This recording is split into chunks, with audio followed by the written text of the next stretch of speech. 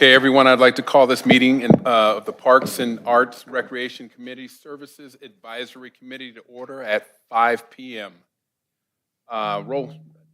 First agenda would be roll call. Christina, would you like or mind calling roll, please?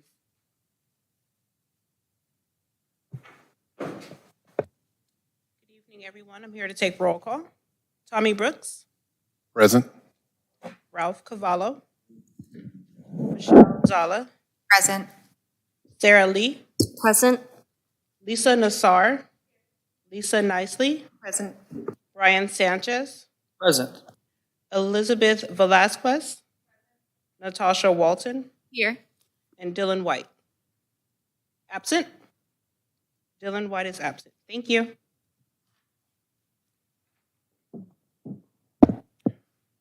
Okay, oral communications. Christina, do we have any oral communications?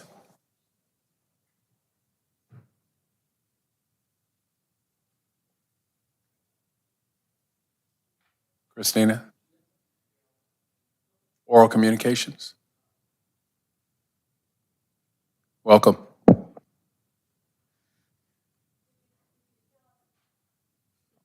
Did you fill out a speaker card? No, I didn't know. Okay, it's okay. When you're done, would you mind filling out one of the orange cards in front of you? When you're done, though. Oh, this one. Okay. Hi, this is my name is Masayuki Shudo. I want to talk about skate park expansion. So the Upland skate park is a really limited section, the street course and pipe, and the street course is not big enough, and the pipe is too advanced. Then the usually the local people, the regular attendants, the skating the street course, and then if the beginner people come, so not comfortable to skating that location, and then the people to see the pipe is most of the time is empty, but the place is too advanced for the beginner. But the beginner people doesn't know because the empty, no one bother them, so they go into the pipe, and then they will get injured. So because they don't know any idea to skate in the pipe. The pipe is really nice. I like to skate, but it's the beginner people is really dangerous. So the people needs to have some to the location, some space, and then some for the beginners section, and to get to the skate and the pipe level. So the Upland skate park really doesn't have any section to do that. Even though the people from the drop in to the pipe is pretty high for the beginner. So really the skate park really need to, for the beginner friendly section, then need a step maybe beginner, intermediate, and then the advanced, that kind of section we need. Then that prevent for the injury for any level of the people. So that's what we need to expansion the skate park. Okay, thank you. Thank you very much. Is there anyone else that wants to speak? Can you please fill out a speaker form, please? No one else? Thank you, sir.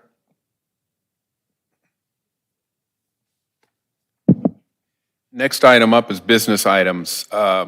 Approval of meetings from November the 2nd, 2021. The first order of business is to approve the minutes from November 2nd meeting. Does anyone have any changes to be made?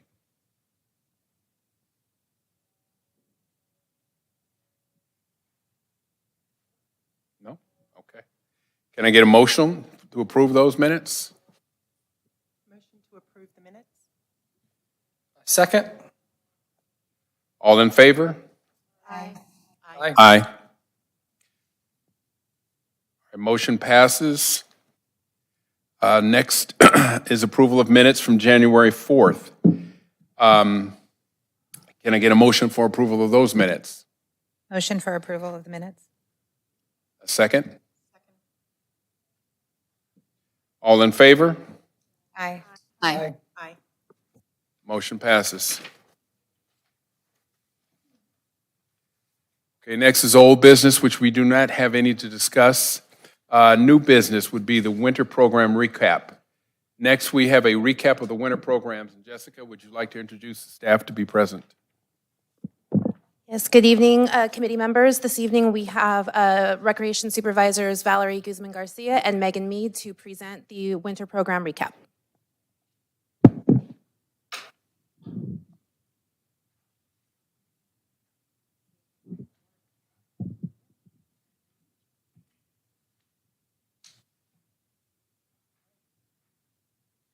Good evening. I get the pleasure to share with you our 14th annual Turkey Trot 5K and 1K run. It was held on Thursday, November 25th, which was a windy Thanksgiving morning this last year, at San Antonio Park. We had a total of 641 participants altogether. That's the most we've ever had for this event. 56 of those participants were our 1K participants, and 585 participants were in the 5K event. We had 40 volunteers. This included the Upland High School cross-country team, which is always a big help. They do a number of things, but a few things to mention was the help of the assembling the goodie bags and shirts the day before, and that's, like I said, over 500 bags, a lot of work. Set up the 1K kid course. They worked the water station on the 5K course, and one of their team members dressed up as Mr. Turkey in our turkey costume and led the kid run. We also have CERT. They're another wonderful group that helped out with traffic control for the 5K course. They made it safe for our runners out on those streets. Participation medals were given to all participants. We also gave out first place medals and prizes to the overall male and female winner, and then also first place medals to our top age division winners. We also had 20 trifecta medals given out to individuals who participated in all 3 5Ks last year. Oh, and just really quick, so the fastest time for the event, I thought was kind of fun to share, was 16 minutes and 11 seconds. Pretty fast. The gentleman's name was Sean Barrett. Yeah. These are our wonderful sponsors, you can see. Again, we had Upland High School CSF. They actually did kid craft for the kids that morning. And then, of course, Upland High School cross-country team, and then all our other wonderful businesses that helped us with the event. Okay. Next up, we have our Breakfast with Santa event. This event was run in collaboration with the Uphill Foothill Kiwanis and took place on Saturday, December 4th at the Gibson Senior Center. I have to stand on my tippy toes to speak in this microphone. I'm going to tilt it down a little bit. Okay, there. The event had 299 children and families that attended. It's been really exciting starting to see these events go in person. The event entailed was they received a delicious breakfast with pancakes, sausage, juice, and coffee. The children had the opportunity to make a visit with Santa, take photos, and participate in a craft. We also had 25 Boy Scout volunteers and 13 Kiwanis members volunteer and donated about 152 hours to the community event. A lot of people don't really know is the Kiwanis group actually does all the cooking, and you can see in the photo for the event, and they donate all the food for the event. And the Boy Scouts, they serve and clean up after every meal, every person's done eating. The next event that we had this season was the 6th annual holiday tree lighting event. This event was held in the courtyard of City Hall on Monday, December 6th. We had about 1,000 people in attendance. The event included a tree lighting ceremony, snow bubbles, live music from the advanced choir from Pioneer Junior High, and Rock Stars of Tomorrow, a visit from Santa, who arrived on a fire truck, and a photo opportunity with him, a letter writing station, gingerbread cookie decorating, a free cookie giveaway from Crumble Cookie, which is a local business here in Upland, and free hot cocoa and apple cider that was made by our lovely staff. I actually have a video that I can show you of the event. See if I can get there. There we go.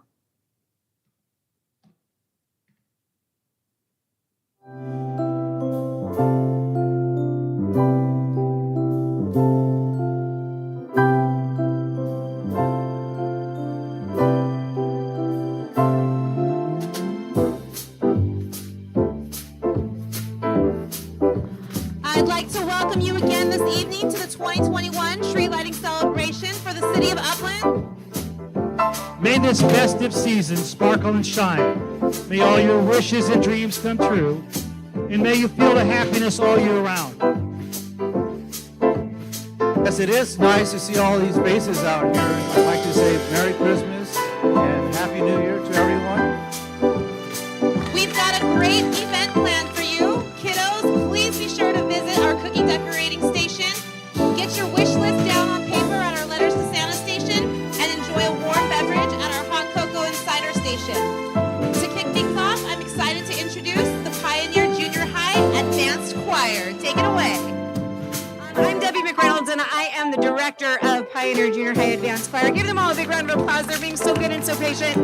And we are so happy to be back singing again, you guys. Isn't this the best? It was a long drought of music not happening last year, and this just makes my heart so filled with joy to see kids singing and doing wonderful things, and to see you all out here again. So thank you for being here tonight. Wish everybody a joyful holiday season and have fun and stay safe. I want to make sure that each and every one of you enjoys this great season. I can't wait to see the expression on some of your little ones' faces when they see you. Oh my gosh. Here he comes. He's here. Hey, welcome, Santa. Thank you so much for taking the time to come visit our wonderful city. Would you mind helping us light the tree? Okay, let's dim the lights. 5, 4, 3, 2, 1. I want to thank you for attending this event. This is what builds our community.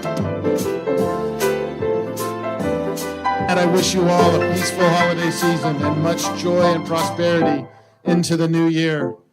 I wish you a wonderful holiday season with a happy new year, with health and happiness. Okay, thank you all. Have a good night.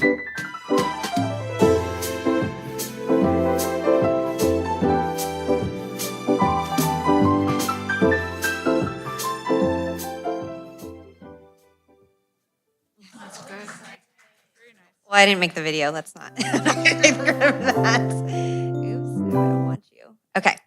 Next up, we had our Letters to Santa program. The Recreation Division this year received 225 letters written to Santa, and each child received a special handwritten response. Letters were mailed or hand-delivered into our beautiful bright red mailbox that you can see in that photo right there on the bottom right. And this year was the highest number of participation that we had ever had. So imagine someone taking the time to write 255 letters back to children. So it was great. It was a good turnout this year. And then this was like how the letters came to the kids through the mail, and they were able to read their letter that had their name on it, and some had personal comments on it as well. Santa did a good job this year. Lastly, for me, we had our Home for the Holidays program. Some of you participated in this program. The residents really went above and beyond this year, decorating their beautiful homes for the holidays. The categories for the contest included Most Whimsical, Merry and Bright, Holiday Spirit, and Fan Favorite.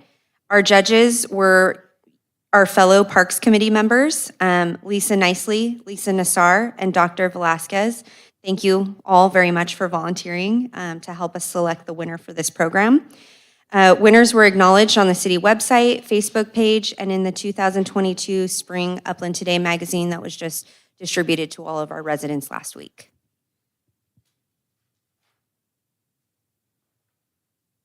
Okay, let me move this back up. A little bit up. All right, Gibson Senior Center events. So we had our annual Thanksgiving. It was a take and go event, but we did have tables and chairs set up out in our parking lot. It was a very lovely day. We were lucked out with our temperatures. And so some of the seniors were able to take them home if they like to, or eat it there on the premises and socialize. So that was on Friday, November the 19th from 11 to 1. We had 100 participants. Upland Foothill Kiwanis cooked all the food. It was delicious. They also assembled all the meals to take home and enjoy outside. The menu included turkey, potatoes, stuffing, vegetables, cranberries, roll, pumpkin pie, coffee and water. And then, like I said, one of our members, one of the Upland Foothill Kiwanis members, Jamie Chang, she heads up that cooking, and all this was homemade cooking food. It was delicious. For the holiday take and go breakfast, again, collaborative with the Upland Foothill Kiwanis. That was on Friday, December the 17th from 9 to 11. We had 75 participants. That menu included pancakes, bacon, sausage, fruit, and juice. Mr. and Mrs. Santa Claus was out there passing out candy canes and gifts to seniors donated by Upland Foothill Kiwanis. We also had a guitarist, Danny Rodriguez performed holiday music. Again, we had tables and chairs out in the parking lot so they could enjoy the social, but yet be safe outside. We also had our New Year's Bash, which was on Friday, January the 7th from 3 to 5. This is to ring the new year, 2022. We had 100 participants. We want to thank Raising Cane's of Upland, who donated the chicken fingers. We also provided coleslaw, Texas toast, and apple pie. In February, we did Black History Month, the whole month of February, which we had over 50 photos and books on display at Gibson Senior Center. And then also, we celebrated the Chinese New Year by passing out 100 fortune cookies to all our seniors, and we decorated the outside to celebrate the Year of the Tiger.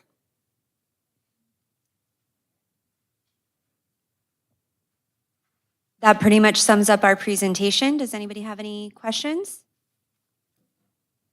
All right, thank you very much. Thank you, guys. That was beautiful. All right, next on the agenda, shade structure discussion. Jessica, I'll turn it over to you. Thank you, Chair Brooks and committee.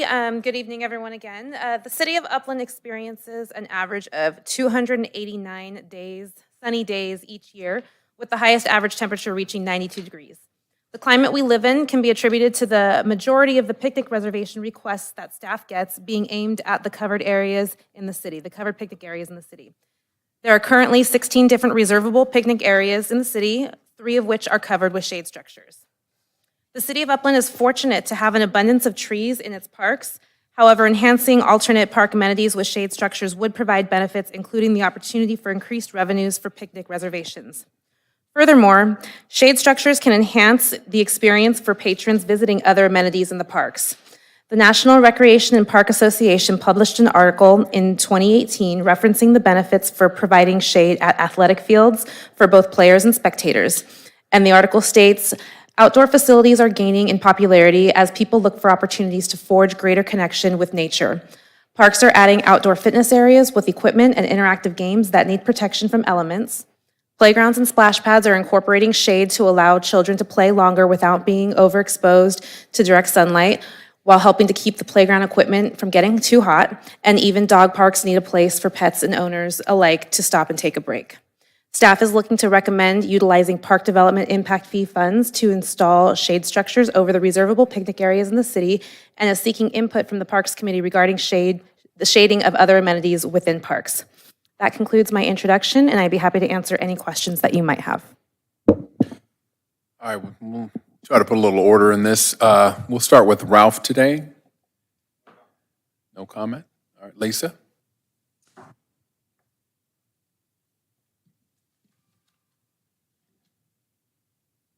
I have a lot to say about that. No, I'm just kidding. Can you come back to me? I want to think about this. Yeah. Sure. Sarah? I just think it's a great idea.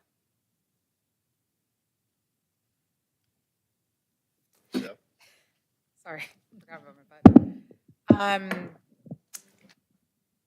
I believe you stated that it's going to be one shade structure. Is there like a minimum that's going to be going towards all the parks?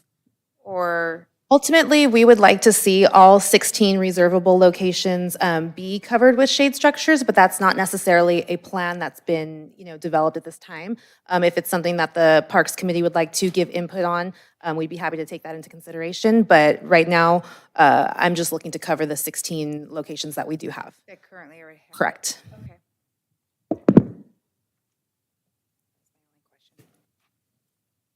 Elizabeth?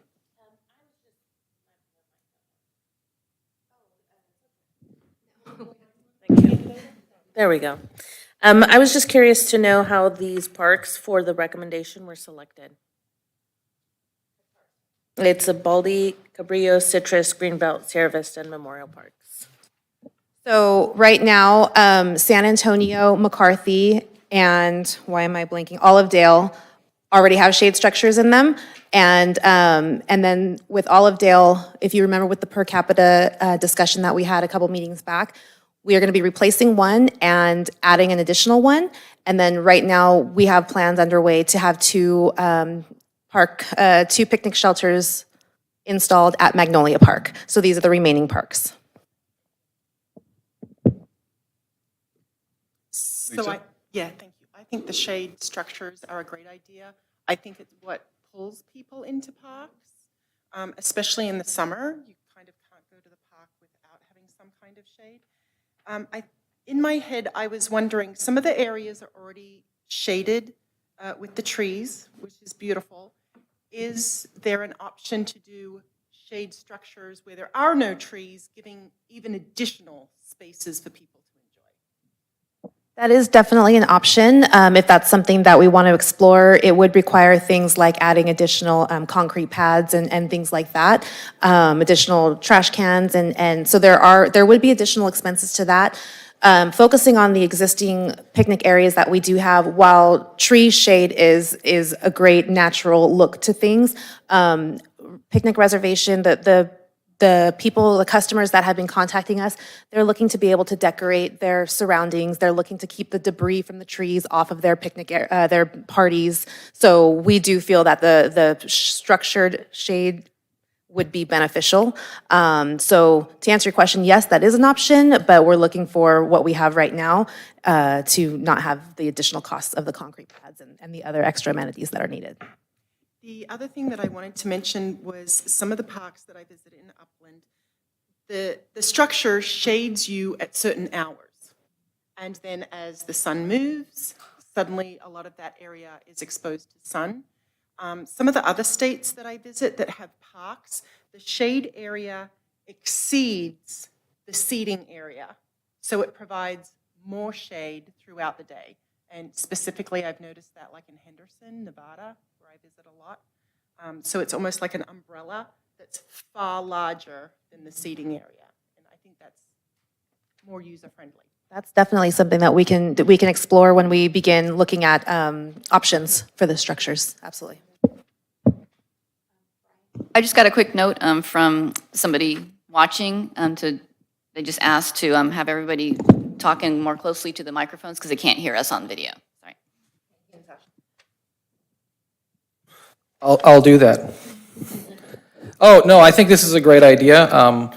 And I'll have more to say about, comments about like what types of shades and things like that when that comes back around. I think it's one of the best things about our parks. I like to go to the San Antonio Park. I like to go to McCarthy Park and use those shade areas. So I think it's a fantastic idea to add value to the parks. So Cabrillo Park, I notice, often has people rent an actual shade and then, like a tent or something like that and put it out there. So I think we can add value to the park system by having more of those. Thank you, Brian. Natasha? Hi. I I have nothing to say. No, of course, I got something to say, sorry. Okay. I have a couple questions. That's maybe too loud. Just an example, I went to Memorial Park on Sunday, and I can see one of the reservable spots being, being shaded. That's the one by on the south side by the kiddie play area. There's a lot of, that could probably use a shade structure. The other ones I'm not so sure about. I think it's C. C is the one, it's underneath all the oaks, and it's majorly shaded. And I'm a little concerned about, maintenance, and also, well, if a tree falls on it, then now the tree's the bad guy rather than, that's one more thing I have to worry about. I just rather have the tree be able to kind of own the area. And the Atwood Kitchen, it's a really big area. And what was your cost estimates again? I saw it in the report. I forgot what they were per structure. So on the low end, we had $75,000 quote, and on the high end, it was about $250,000. Those quotes were done back when we were doing the research for the per capita project at Olivedale. So it would fluctuate based on the size and the materials used, but that's kind of ballpark what we're looking at. The project that we have in the works for 2 shade structures at Magnolia is at about $215,000 ready to go for both of those. 115,000. And then Those are 2 different sizes. And then how much would, let's say, the Atwood Kitchen area cost?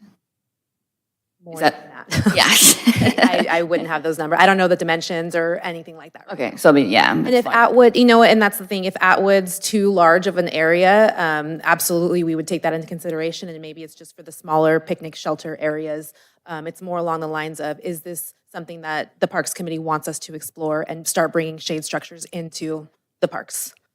Yeah, I have no problem with them exploring it. I'd like to see like a map of each park, like where you want to put it in there. I'm thinking, maybe 1 per park at this point, and prioritize which one would need the shade the most.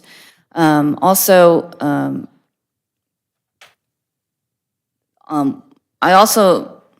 a little concerned about making the shade structures on every one that can be reserved. Does that mean the cost of each rental might go up as well?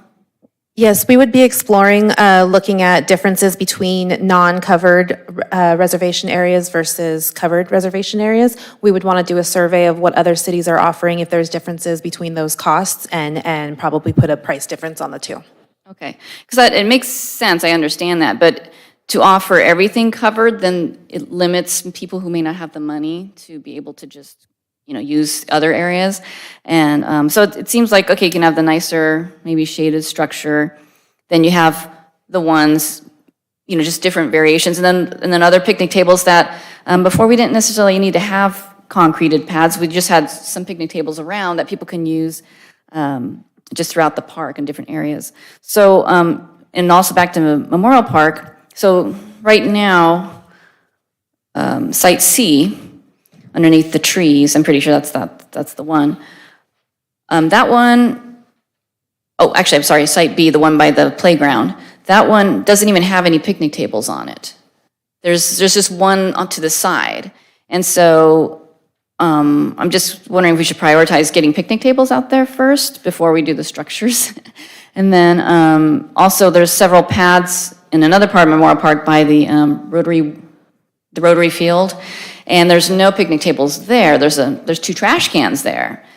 I don't know what happens to the picnic tables, but are we going to be putting picnic tables back there? And I don't necessarily want those ones shaded because, for one thing, it's in the middle of the field. And I saw people playing soccer the other day in the field.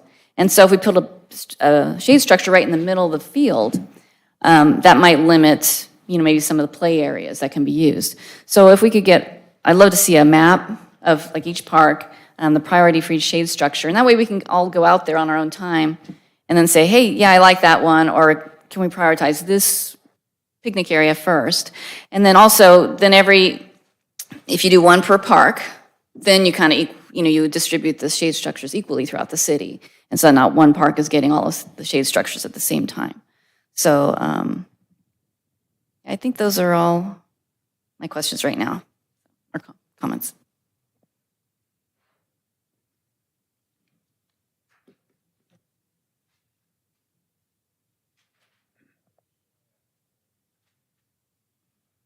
I'd like to follow up with some comments on, actually, in regards to what everyone had said to this whole issue regarding shade structures. I feel it's a definite need in all of our parks. I look back historically, there's nothing there.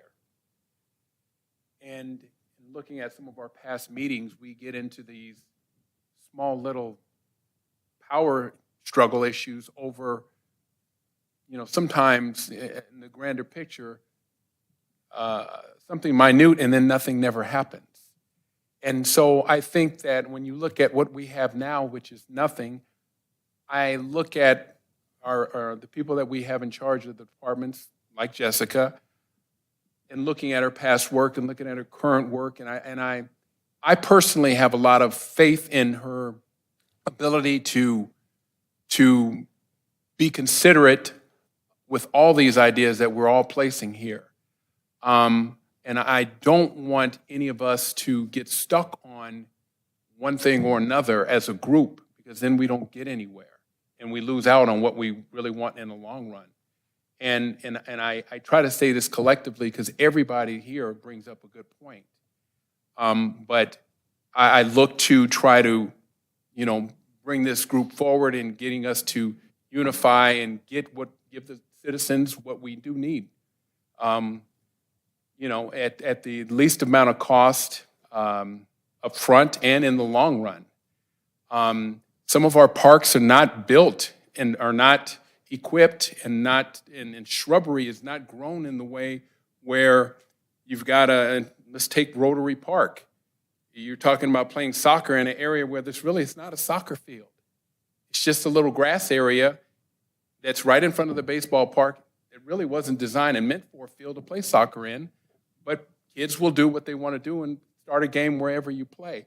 So to then, let's say, use that as an example to eliminate putting a shade structure there or not, because of the way our city or the way our parks are already developed, which is kind of old in comparison to other cities who have newer parks like Chino and who have each section of their parks, I want to say mandated for a particular activity, and it allows for everything. But if we worry about, let's say, for example, if we worry about putting shade structures underneath the tree, no one's going to blame the tree, but we certainly don't want the tree cut down. So we kind of have to do what we have to do with what we got in order to make it happen. And if we start, not too close here because the root's there and this and that, none of this was designed for the use that we want to put into it today. And I think we all need to be a little bit flexible. And don't get me wrong, I'm not saying no one here isn't. But it's just something to think about in order to make it happen for everybody. Because we do need shade structures. Every park needs them. Some parks get used more than others. Some parks, based on the social economics of the area, get used less or more. All of those things come into play, and depending on how it's kind of designed or how it's, prioritized or whatever, me personally, I think that it should be based on the mere fact of usage and go from there. But other than that, I really, whether or not I like your idea, Lisa, about a lot more shade, because it does get hot up here, and at certain times that angle of the sun. So we do need to really look at that, absolutely. Olive Dale under some trees. It's going to be hard to place those things if you don't want to upset a tree or put it underneath the tree and trying to find that spot. Our parks weren't really built for that, but we have to kind of tweak them to get to what we want to get to. In closing, I support the whole idea. I just think we need to really go for the bigger picture and get what we need and make it happen and trust them to find the right spot. And I think they all know us by now and know what the community wants and doesn't want to move forward. That's my saying. Where am I at? Manager comments. No.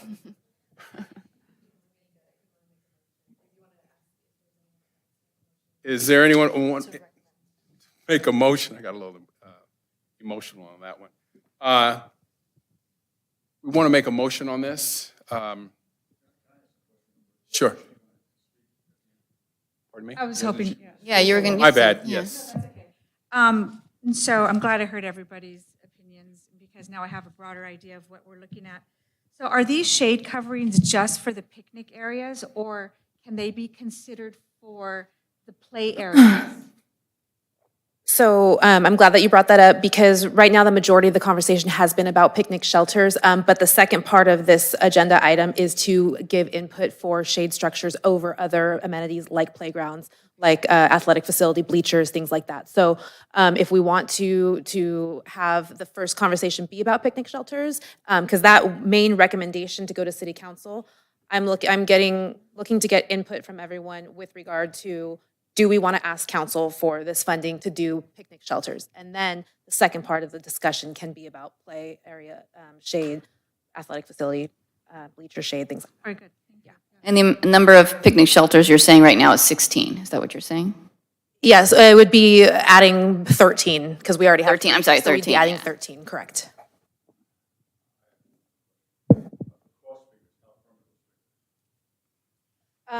I can say pretty closely that these quotes were done about a year ago, the ones that were in this, but we just got quotes for Magnolia, and the total for those two at Magnolia is $215,000. That's the quote that we just got, I think, this morning or yesterday. We've gotten 3 quotes. That's the lowest quote.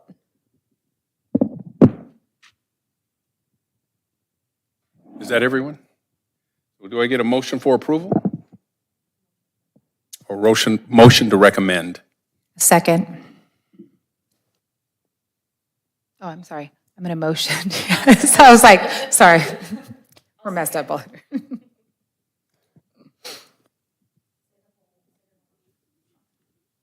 I motion to approve the, no. Oh, yeah, sorry. I motion to recommend the, I'm on the wrong page. Okay, so recommend for the city council to approve the existing park development impact fees, funds for the installation of shade structures in the parks. That long-winded. All in favor? Aye. Aye. Aye. 1 no. One opposed? Motion passes.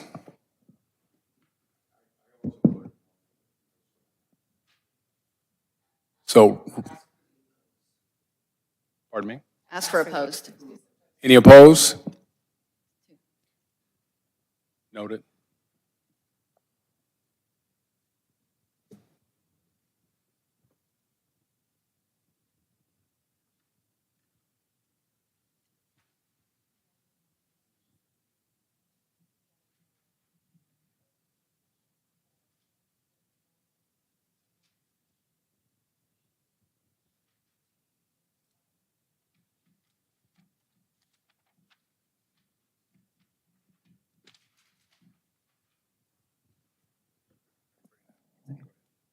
Okay, so next, you guys can begin the discussion on whether or not you want shade structures over other amenities in parks like playgrounds, dog park, athletic facility, bleachers.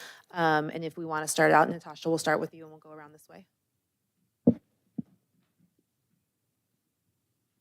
Sure, I've seen similar concerns. I've heard of people wanting shade structures over some of the play areas, which I'm willing to think about, certain spots. Some are more shaded than others, so just depending on the location and how much shade is required. So I have the similar concerns, just, prioritize which spots, whether it's at the dog park or whether it's at,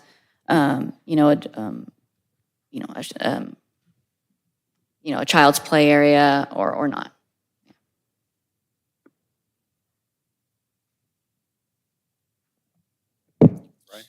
Yes, so as far as the discussion over the picnic tables and picnic areas, I think that's, for me, I really support that. I think that's a great idea because obviously there's a revenue component.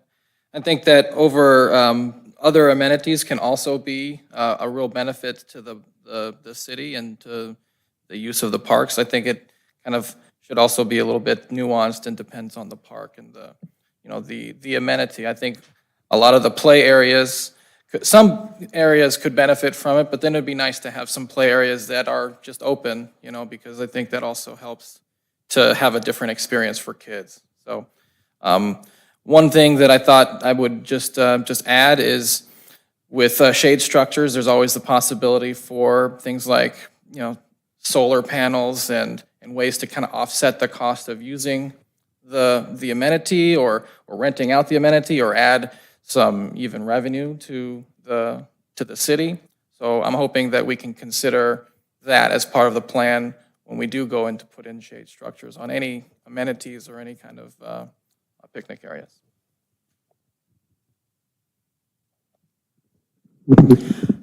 All of the play areas in Upland, I've noticed, are all exposed to the sun, especially the play areas for the smaller kids. They might have the area where they climb up the structure, and that might have a little tiny roof on it, but it's like 3 by 3, versus things that you see in a lot of the tropical countries, Australia, for example, even some of the more desert states in the United States. They have massive sails over the play area so that it is safe for kids to play in the summer. And I think that also protects the asset. So I'm a huge supporter of covering the little kid play areas. Thank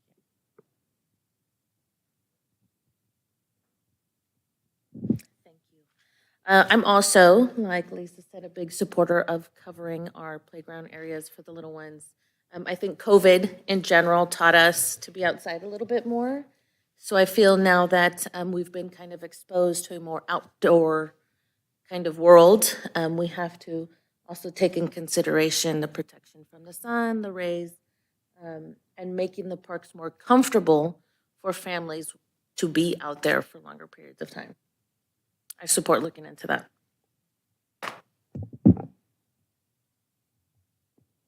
All great ideas right here, and I support that. Exactly what they said. I can very much appreciate this discussion as a mother of 2 young kids. So we are always in search for a park, but I do have to say, when we search for a park, it's contingent upon shade, right? So I very much support shade in both the picnic area and the playground structure, because to me, it goes in tandem. Another thing, there's a safety component as well. I do see kids sometimes out there in the hot heat, and we have to realize that the playground structure gets super hot. So kids are burning themselves. I remember one day my daughter was trying to go on the swing, and obviously it was really hot. So I think that's something to consider. Thank you. I agree. I think shade covers over the play area is an excellent idea. I mean, I think it's really more important than the picnic area for that reason.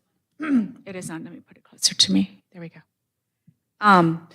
So having my 4 kids visit almost every park in Upland, when they were little, it was just hard for them to play because they were getting burned going down the slide or sitting on a swing, or even the sand is super hot. And I know with us, when we have our picnics at the park, a lot of times we bring our Easy Up. Not that we don't need shade coverings over picnic areas, but we bring our Easy Up and we move it around when the sun moves. But we couldn't do that with the play area, so.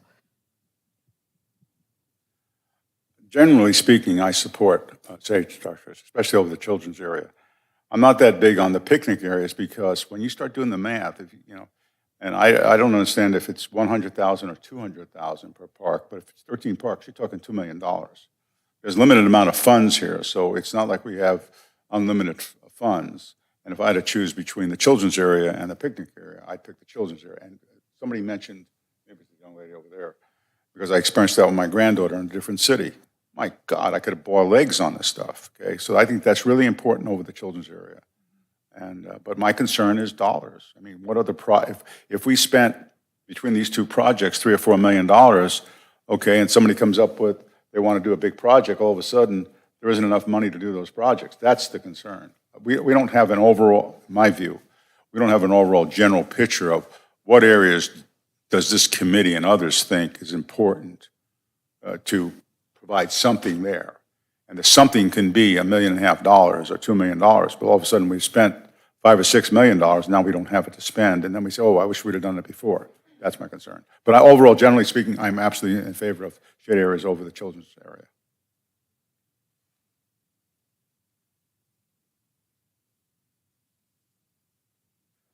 I support the shade over the, I have young kids also, and I think it's very important to have these shade structures over the play areas. I think when it comes to government, it's always going to be a money issue. And it seems that some, you know, when it comes to government, they can always find money when they need to find money for something, one thing or another, but it just depends on their priority. So either way, the way I look at things, I look to make things happen. And I support it, and I hope, as a city, we definitely need another a money-generating avenue of some sort. The public wants certain things for their city. They want to entertain, they want to be out in their city, and the city wants the public to be out there. And why go to Claremont? Why go to Rancho? Why go to wherever? Why don't we do it here? But we have to spend the money in order to stay home. You got to fix your house up. And, but this, we can always, it's always been that about cost. And I get it, there's some responsibility there, and I get it, but it all just depends on what you want. And I think as a father, with young kids and seeing other kids out there, and we have a lot of kids in Upland that want and need these facilities, and I think we should make it happen. With that said, that ends that. And Can I just make a last comment here? Yeah, I understand your point, Tommy. And we always have to weigh different things against each other. My hesitancy to vote yes on some of these items is it's very vague. A lot of these plans are vague, and so and I like to just have more details and stuff like that. And if the city wants to move forward without the details, and that's their decision, that's okay. But I'm just saying from my personal opinion that I want more information. And yeah, it will take more time and effort and stuff like that. But I think because we're spending the public's money, and because we're spending, trying to improve the parks in the way that, we're not always sure, my vision of what sounds good may not be your vision of what sounds good. And neither one is necessarily wrong. It's just I might have to compromise. And if we don't discuss this further, we might not come to a compromise of, you might say, oh, that's great. And then they go, why did they put that shade structure over there? It should have been there first. That's the priority. And then maybe just one in the park versus, other things. So regarding the other structures, can we make a motion to just talk about just the kiddie areas at this point versus any other areas? And then if people want to talk about other areas, they can do that? Because there's no the second actionable item with the staff report, it's really just seeking input on the other amenities. And then staff will begin exploring what those amenities or what those shade structures would be like. If the committee is in support of shading other amenities, then staff will begin exploring that route. Okay, so you're just going to look at other options. Yeah, okay. We really just wanted the feedback of, do you guys want to see shade structures over other amenities? And we'll start exploring those. Okay. okay, so adjournment, no. Manager comments. Jessica, do you have any comments? It's not an actionable, we weren't seeking action on anything other than input. There was no vote to be made. It was really, you guys have all now provided your input on the other amenities. You voted yes to recommend to council regarding picnic shelters. And then the second item was really just seeking input. Yeah, it was just more of a discussion. Yeah. Okay, so in the late fall of 2021, the city was approached by County Supervisor Janice Rutherford requesting a list of projects that she could potentially assist us with by utilizing discretionary or ARPA funds. And while the city submitted requests for projects in the downtown area, City Hall, and to support the IT, Public Works, and Police departments, Supervisor Rutherford approved projects requested by the Recreation and Community Services Division. Yay. including two shade structures and an entertainment stage at Magnolia Park, the replacement of windows and doors and exterior paint of the Magnolia Recreation Center, repurposing small multi-purpose room into a staff workspace at the Magnolia Recreation Center, epoxy flooring at Magnolia and Greenbelt Parks at the restrooms, new tables and chairs and audiovisual at the Magnolia Recreation and Gibson Senior Centers. The total funding from Supervisor Rutherford's discretionary funds is $583,000. Currently, staff is seeking quotes from vendors for all projects, and it's our sincerest hope to complete the projects by the time that Supervisor Rutherford leaves the office in November, and we are confident that we will be successful on that one. Thank you. The second item to share with everyone.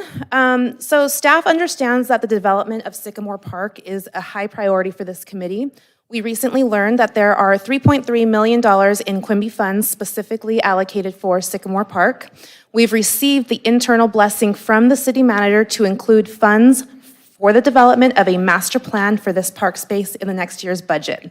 We're requesting to allocate $100,000 for the development of a master plan and will determine the feasibility of the project upon completion of the plan. Yay. The next item, we have two major events coming up this month and next. I've provided flyers for you for the Lemon Zest 5K, and I'm happy to report that as of today, we hit 202 participants, which exceeded our goal of 200, so we're excited for that.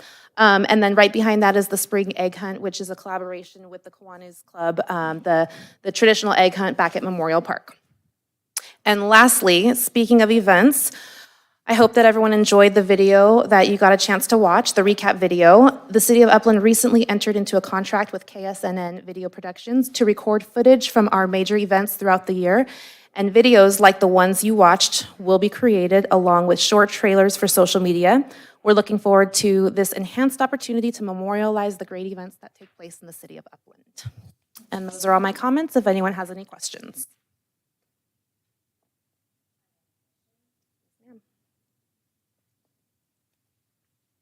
I'm just realizing that Kiwanis has quite a bit of collaboration with the city.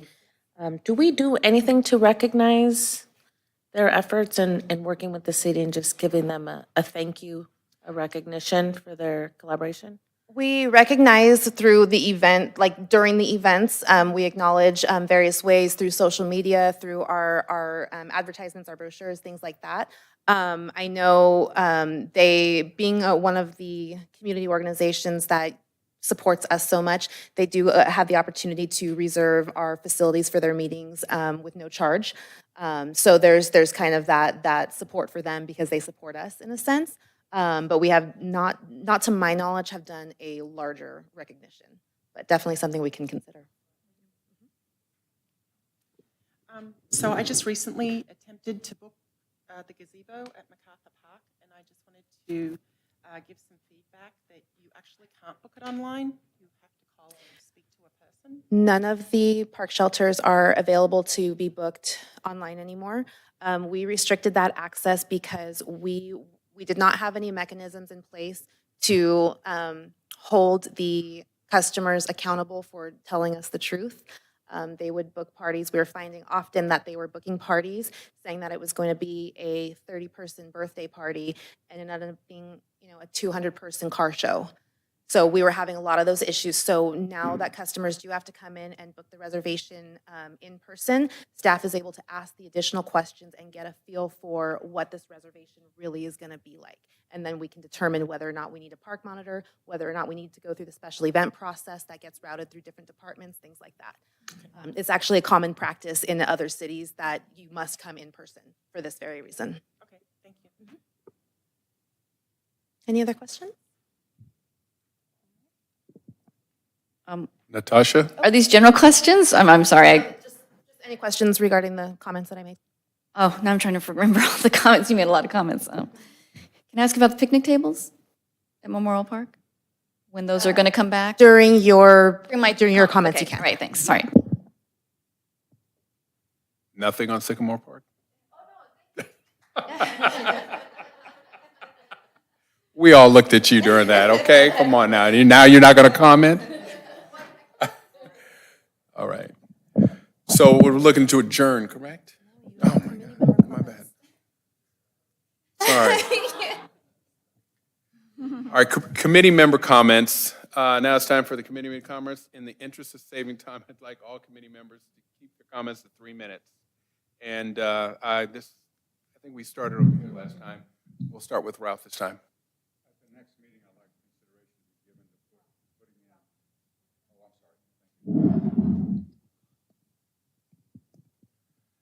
At the next meeting, I'd like consideration to be given to putting in tennis courts and pickleball courts into Memorial Park. Pickleball has become very, very popular. And if we're talking about trying to get the people back into the park, I think you have to have the amenities that they're interested in participating in. That's all. I just recently kind of surveyed some of our local moms in the city, and they had some issues with trash in a lot of our parks, because I think our trash cans are getting overfilled, and so especially with the parties. And so I don't know if this is something during a party, if a patron can rent another trash can somehow and have it delivered to the party for them so that we don't have to deal with the overflow of trash. I've seen some parties where they bring in these, I don't know if they're made out of like cardboard or corrugated kind of, plastic, and then they have them there for the picnics, for the parties, and then they're, thrown away after. So that's kind of something I wanted to bring up. And also, I had some parents bring up, I think we have some type of a water feature at McCarthy Park, and it hasn't worked in years. Do you know what that yeah. And so they'd love to see that back. Also, some of the features at San Antonio Park are becoming chipped. There's a little hut there, a little house, and the paint's kind of wearing. So little things like that, I think our parks just need little touch-ups here and there. And, it'll make it really nice for patrons to not want to go to Claremont or to Rancho to visit their parks.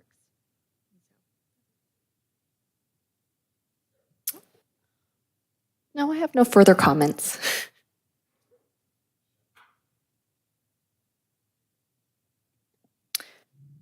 I actually want to piggyback on what Lisa just commented of the trash at the parks. Is there any way we can possibly work with Burtech and have them deliver some of their boxes so that each party that is renting a shelter, they are charged like a $10 fee, but they are given the boxes and the bags. And then, so it's an overflow of not just what's actually in the park, just an idea. And then for future, I'm sorry I'm going to add this, but can you tell me when is the last time the fees have been increased for the shelters? Because I was looking at the pricing and some of it is a little off for me, and it just may be in variation of like the maximum capacity for one park versus another park, and then there's a $10 difference. But I was just curious when the last time the fees were looked at for the parks. I don't have that date. 2018 sounds familiar to me, but it also predates me. And I know we're going to be looking at the entire, oh, looks like we've got a visitor. Oh, hello. Mr. Parker. Good evening, everybody. You say fees, and I have a finance background, so I just have to get involved. Just want to let you know, in the existing budget, we have a cost allocation plan and master fee schedule study that has been approved. The cost allocation plan is tentatively complete, which is necessary in order to go on to the fee study. And we've engaged Wildan Financial Consultants to assist with that fee study so that they will be reaching out to each of the different departments and helping them guide through that fee process. So this actually could be next week that they'll be reaching out to begin that process, and the goal is that it'll actually be completed before the end of this fiscal year. So I don't also know how long ago it's been, but we'll be looking at it right now. Thank you. On my 30 seconds, I'm kidding. I'm just kidding. You stopped the time for me. Which is going to piggyback off of what Ralph said about money being used for the shelters, is just a thought process of if we had sponsorships, and you mentioned like Kiwanis, since they have helped us out so much, if it was something that they wanted to sponsor a shelter cover or a, I forgot what you called it, for the shade, the waving one, the triangle, the sails. Thank you. Thank you. For that, if someone could either donate it or sponsored by for that year, that's not coming out of our pocket, it's actually sponsored or we're donated on behalf of the parks. Just an idea.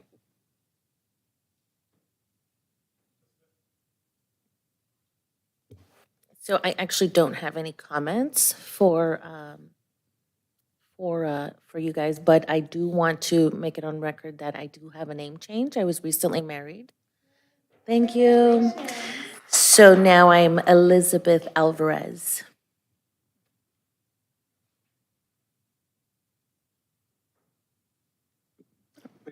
I'm going to be very quick. I was wondering if for the next meeting, we could get some updates on some of the things that we've already covered in previous meetings, like the gym equipment that we recommended to City Council, the status of the dog park RFP, and the status of the workshop that we did where we came into this room with ideas from the community and kind of where those things are with, integrating into our plan. Thank you. Right. Yes, so just a couple of things that I wanted to add to the comment section. First off, back when we had that giant windstorm and it knocked down, what seems like hundreds of trees, maybe even 1,000 all over the city. One of the things that was impacted a lot was the parks, obviously. And during that process, I was involved with a bunch of folks down at the ASO fields to clean up the park so that we could have games and stuff like that. And a bunch of volunteers from that group, that community, actually went to a few parks and cleaned up grassy areas or places where kids were trying to practice to get ready for those games. And so I just wanted to add to the record just a comment of gratitude for all of those volunteers that came out to help clean up our city's parks so that those kids could keep playing and to have those experiences.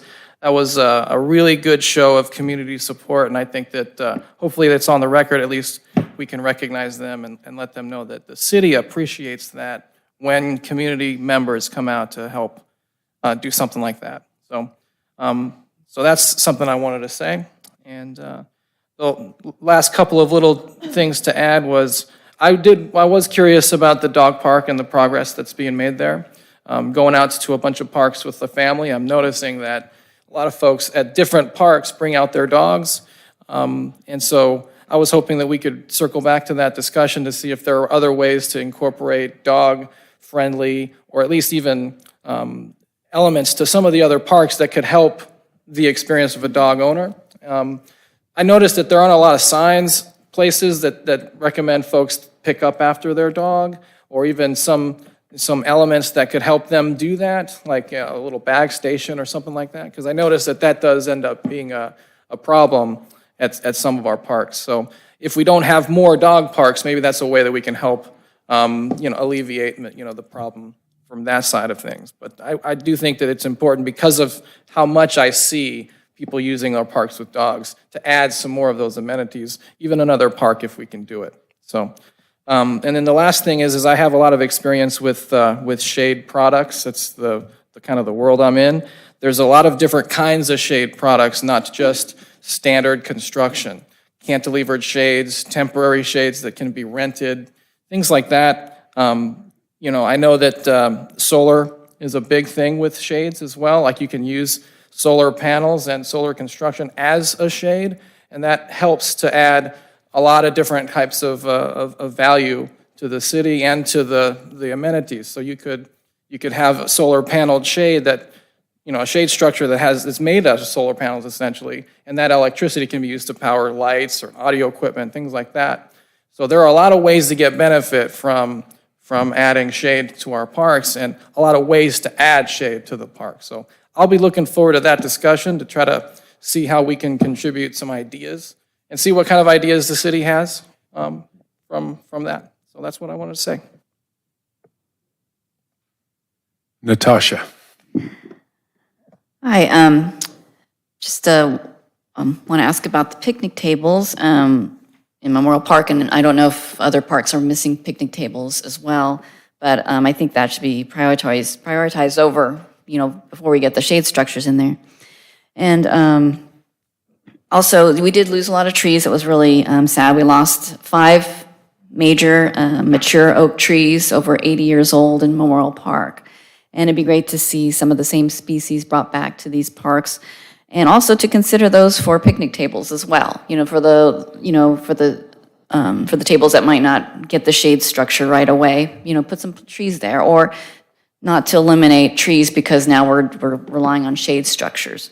So just to think about those kinds of things when we go forth with our plans.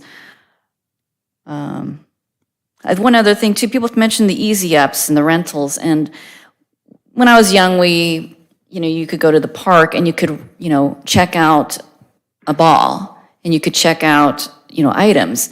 And so it seems like, does the recreational department, rent out or, with an easy up or something like that? That could help with the shade issue and also save some money in the meantime. So regardless of, where you are, you might have an option for, shade on your picnic table. Or just, and those easy ups can be pretty large, and, maybe you can even cover larger areas than the picnic table itself. So just things like that, I think, can help be assets to the parks. And that's it. Thank you for, with the Sycamore Park master plan, so that's going to be in the budget for next year, you said? We're requesting it. It won't be until council approves it in June that we'll know if we officially get it. Okay, thank you.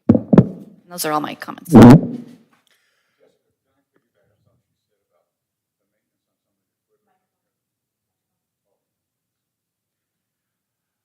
Something she said about maintenance on some of the play equipment, and I think somebody said San Antonio Park was really one of the newer parks. Try Magnolia Park, the play equipment there. It's embarrassing. I mean, you walk there, it's not one chip. I mean, it just needs painting. And it's not like it's a project that we have to spend $200,000 on. But I know I appreciate it's not a capital project, it's a maintenance project. I don't know if there's any program in place, Jessica, where somebody has the responsibility, I don't mean you, but somebody has the responsibility of going around and actually inspecting that equipment and saying, what has to be done to it? I mean, I'm sure I'm not the only one that's seen it. The people that have seen it the most, of course, are who? The parents whose kids come out there and they say, I don't play on that because it looks terrible. And I think there should be some program in place to do that. So we do have certified play inspectors on staff. They do their, I don't know if it's annual or what their inspection routine is, but we do have certified playground inspectors on staff that ensure the safety elements of all playgrounds are compliant with the rules. With regard to aesthetics, it's a wear and tear with the sun. So Magnolia, I know Magnolia was pretty recently installed new playgrounds.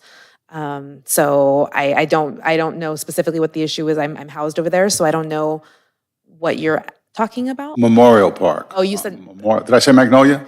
yeah. Okay, I was like, misspoke. oh I my goodness, misspoke. got I want that. to see if you guys were paying attention. No, Memorial Park I'm talking Yes, about. That understood. equipment is really old, and if it's being inspected, well, it's, you know. It's being inspected for safety, not necessarily aesthetics, but we've, Richard Smitterly has been on an annual, replacing one playground annually. That's what he was able to put in the budget, $60,000 a year to replace playgrounds. So it had been in the works of revolving, going down the line of replacing. I don't know where he's at in that list, but it's. I'm not saying replacing. I'm saying painting. The paint, it just needs painting. You don't have to spend $60,000. You get a guy out there for a weekend, he can paint all the equipment. And all you have to do is go and look at it, and you'll see what I'm talking about. And it looks just terrible. All right, but if you have a program. Well, in closing, you know, I've heard different things where everybody around the table has brought up issues that, and items and projects that they all want. But on the flip side, I also hear, you know, talk about costs and saving money, but then again, I hear paddle courts, but you don't want to, but people don't want to spend money on shade sails for kids. So we all of our constituents, everyone out there wants something. We have to do what we need to do to pay for it. And, you know, I work for the county. I always get taxed. I've never gotten a refund. I never get anything back. I always pay taxes. But I live in a city where I want certain things. I want a nice quality of life. I want to be able to take my kids to a park in this city. I want to be able to go to play paddleball and not have to go to Claremont or go to Monterey Park to play paddleball. Skate parks. We want to improve our skate parks. So, I mean, the whole thing is that we have to get creative and find another avenue to get the funds to make all this happen. And we have to all be willing to bite the bullet to make it happen in our city. This whole table wants, and the people that we listen to, they want a better quality of life, and we need to do what we need to do to make it happen. That's it. Thank you. Thank you, everyone. I will adjourn the meeting at 6:10 p.m., and we'll see everyone next meeting on May 3rd. Good night.